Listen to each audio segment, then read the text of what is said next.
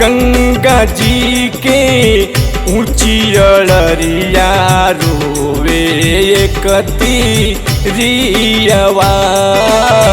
छठी माई से करेली बिनती बारी घिव के दियवा। गंगा जी के ऊंची अड़रिया रोवे कतीरियवा।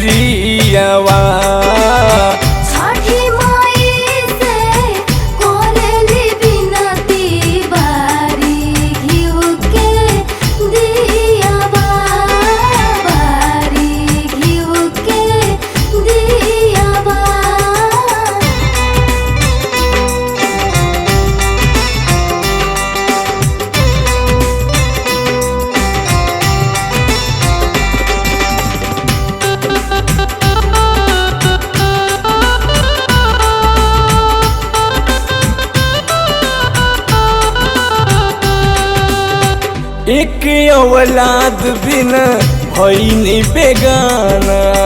मारे लोग ताना बाजिन कहेला जमाना।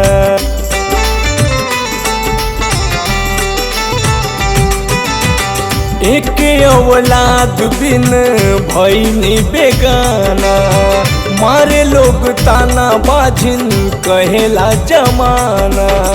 मन में बलल सा पूरा कर मन सा भारी दया चरियाए मैया। पुतवा दो चाहे धियवा।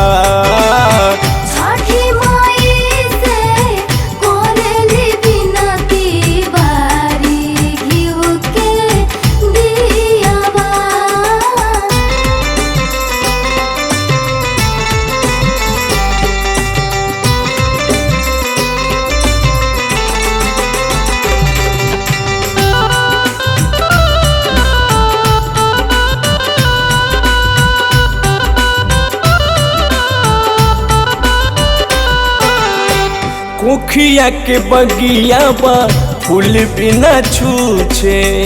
एही से ओम बाबा सासुओ न पूछे।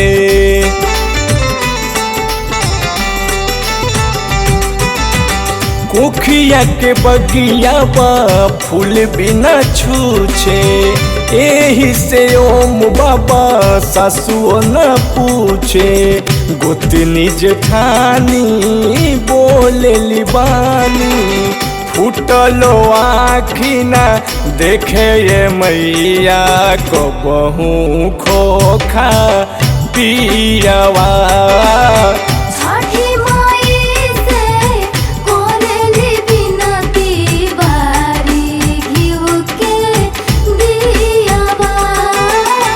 गंगा जी के ऊंची अड़रिया रोवे कतीरियवा।